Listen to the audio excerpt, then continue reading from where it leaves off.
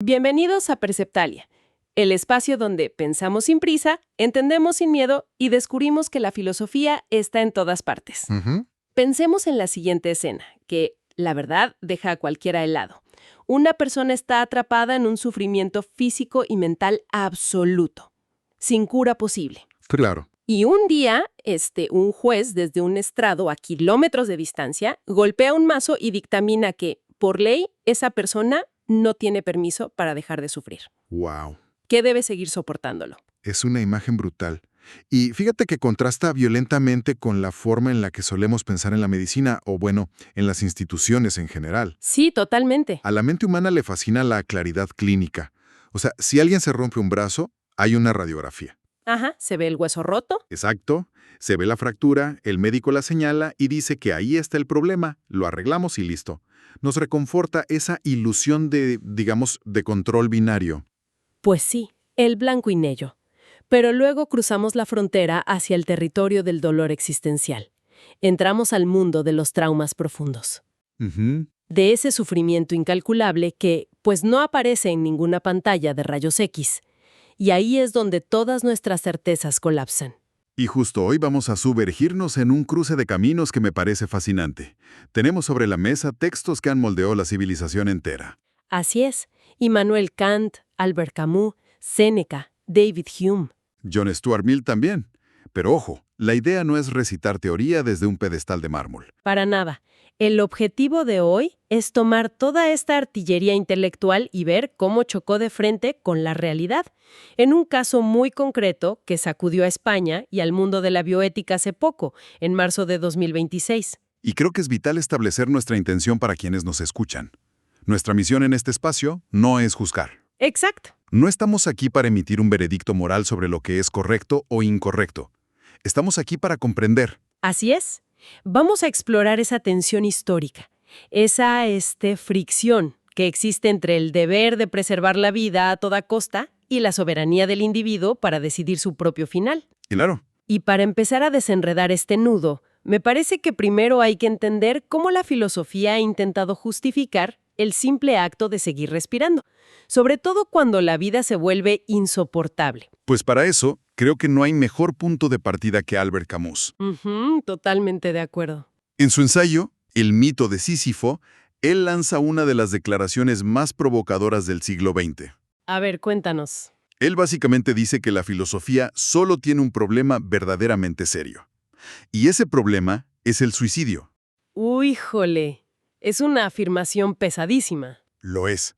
Dice que todo lo demás, o sea, si el mundo tiene 3 dimensiones o si la mente domina la materia, pues viene después.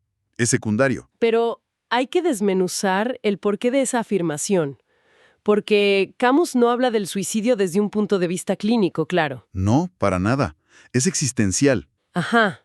Él introduce este concepto que llama el absurdo, y es súper importante que quienes nos escuchan entiendan que el absurdo no es simplemente que pasen cosas raras. Claro, no es una casualidad extraña. El absurdo es, digamos, una colisión.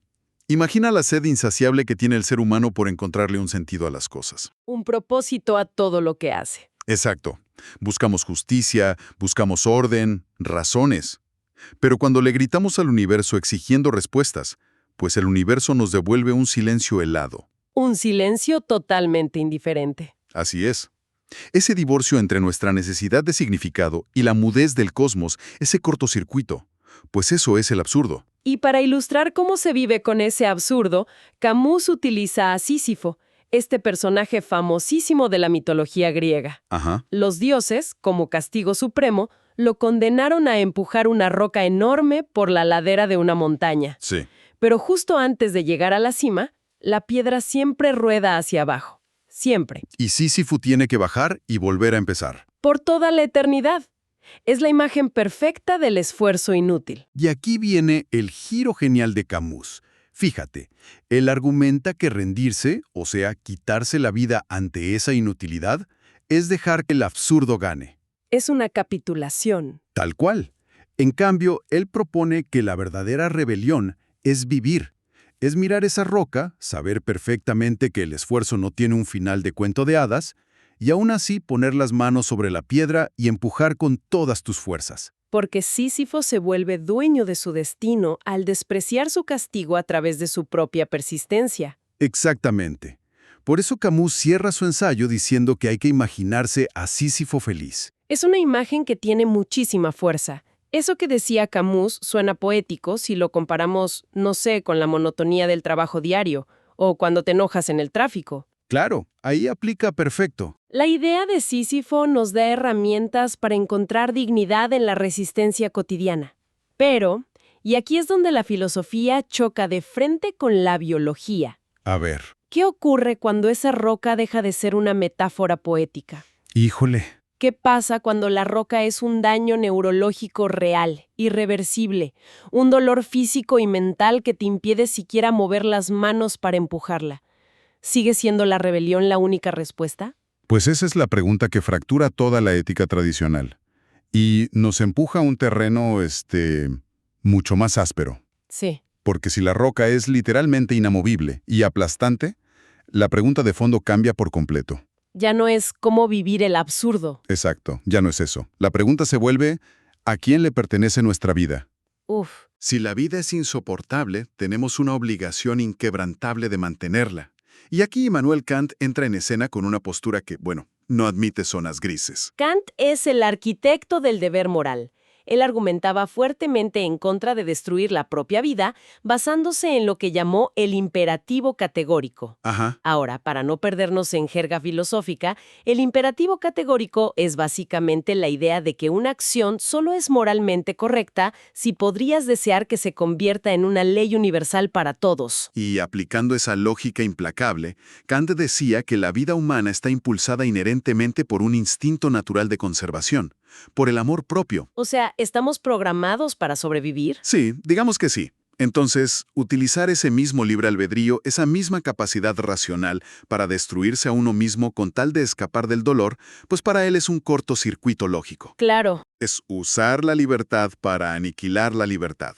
E incluso va más allá, porque Kant estaba obsesionado con la idea de la dignidad humana. Totalmente. Él creía que los seres humanos tienen un valor intrínseco, que son un fin en sí mismos, no herramientas. Entonces, si alguien se quita la vida para huir del sufrimiento físico, Kant argumenta que esa persona se está utilizando a sí misma como un simple medio. Como una cosa. Sí, como un objeto descartable para alcanzar un estado de alivio o de no dolor. Y al hacerlo, tira por la borda su dignidad intrínseca y, según sus propias palabras, se degrada por debajo de los animales. Sé que para la sensibilidad moderna escuchar a Kant decir que escapar de la agonía te quita la dignidad suena casi cruel. Suena durísimo. Suena a una falta de empatía tremenda. Sí. Pero hay que entender que para Kant, la racionalidad y el deber moral están por encima del bienestar físico. Aunque hay una salvedad muy importante en sus textos, ¿no? Sí, Kant sí distingue entre el suicidio por desesperación y el sacrificio honorable. Ah, claro. El clásico ejemplo del soldado en batalla. Exacto. Si un soldado se lanza sobre una granada para salvar a su batallón, Kant no considera eso una falta a la moral. Porque la intención principal, digamos, el mecanismo mental detrás de la acción, no es destruirse por odio a la vida, Así es. sino cumplir con un deber superior hacia los demás. La muerte es un efecto secundario previsto, pero no es el fin en sí mismo. Exactamente. Pero bueno, esta visión de que la vida no nos pertenece del todo, de que le debemos algo a una ley moral universal, empezó a encontrar una resistencia feroz siglos después. Pues sí, era cuestión de tiempo. Pensadores como John Stuart Mill y David Hume le dieron un giro radical al debate. Introduciendo el concepto de la soberanía del individuo. El contraste es abismal. Mill, en su famoso ensayo sobre la libertad, planta la bandera de lo que conocemos como el principio de no interferencia paternalista. Ajá. Él dice de manera cristalina que sobre sí mismo, sobre su propio cuerpo y mente, el individuo es soberano. El individuo manda. Tal cual. Y el mecanismo de ese pensamiento es fascinante. Mill argumenta que la sociedad puede advertirte, puede tratar de convencerte de que no tomes una mala decisión, pero no puede usar la fuerza de la ley para obligarte a vivir de cierta manera, solo porque cree que es por tu propio bien. Claro, si eres un adulto en pleno uso de tus facultades, tu cuerpo es tu jurisdicción exclusiva. Exacto. Y es que piensen en lo profundamente arraigado que está eso en nuestra cultura actual. Pasamos toda nuestra vida desde que somos pequeños buscando autonomía. En todo. Sí, en qué estudiamos, a quién amamos, si nos sometemos o no a un tratamiento médico riesgoso. Todo eso se celebra como la cúspide de la libertad. Totalmente. Y resulta profundamente irónico que en el acto más íntimo de todos, como es la concepción de la propia muerte, de pronto la sociedad o las instituciones nos traten como si fuéramos propiedad del Estado. Esa ironía es exactamente lo que David Hume ataca, con una lógica que para su época era dinamita pura. A ver, ¿qué decía Hume? Hume desmonta la idea de que le debemos a la sociedad el sacrificio de sufrir horrores inexplicables. Él explicaba que, al morir, una persona no le inflige un daño activo a la sociedad. Ajá. Simplemente deja de aportarle beneficios. Es decir, si la existencia se convierte en una carga de tormento absoluto para alguien, la verdadera autonomía debería incluir el derecho elemental de evitar ese sufrimiento innecesario. Tiene muchísimo sentido. Y para sumar una capa más de profundidad a esto, no podemos dejar de lado la brillante paradoja que planteó Arthur Schopenhauer. Uf, me encanta esa parte. Sí, quienes leen esto por primera vez suelen quedarse pensando un buen rato. Schopenhauer observó que cuando alguien busca terminar con su existencia, no lo hace porque odia la vida. Al contrario. Es una de las observaciones psicológicas más agudas de la filosofía. Sí. Schopenhauer dice que la persona que busca la muerte en realidad ama la vida profundamente. Ajá. Lo que detesta de manera insoportable son las condiciones específicas de dolor, enfermedad o angustia en las que le ha tocado vivirla. Claro. Es decir, la persona desea una vida plena, sin dolor, con tanta intensidad que al darse cuenta de que esa vida le es físicamente inalcanzable, la frustración se vuelve intolerable. Su acción es un grito por una vida mejor que, al no encontrar eco, se convierte en la búsqueda de la nada. Es como decir, amo tanto el concepto de vivir que me niego a aceptar esta versión tortuosa que me tocó. Es una perspectiva que cambia por completo el lente con el que vemos estos temas. Definitivamente.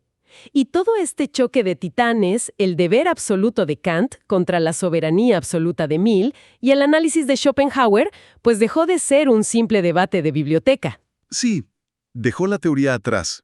Se convirtió en una cruda batalla legal y humana. Hablamos del caso de Noelia Castillo Ramos. Así es, marzo de 2026, en España. Ujú. Y es fundamental entender el contexto de este caso porque demuestra cómo las teorías abstractas se estrellan contra la burocracia del dolor. Claro. Noelia era una joven de apenas 25 años. Su biografía estaba marcada por traumas personales muy severos desde la infancia. Sí.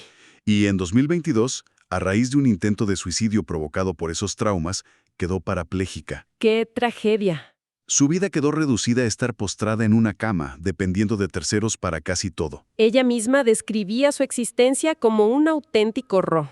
Pero la complejidad legal aquí radica en su historial médico. Sí, Porque además de la parálisis física irreversible, Noelia padecía un trastorno límite de la personalidad, o TLP. ajá, Y este diagnóstico psiquiátrico fue el arma principal que usaron sus opositores en los tribunales, porque su proceso no fue rápido para nada. no. Ella solicitó acogerse a la Ley Orgánica de Eutanasia que España había aprobado en 2021.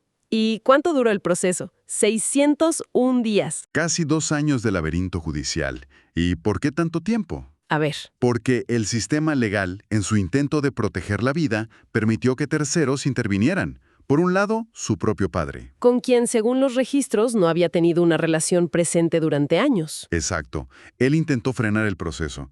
Y por otro lado, un grupo de abogados cristianos interpuso múltiples recursos legales. Y aquí, para ser muy claros con quienes nos escuchan, nuestra intención no es tomar ninguna postura política o religiosa. Por supuesto que no. Simplemente estamos reportando los hechos y los argumentos que ambas partes presentaron en los tribunales de manera imparcial. Así es.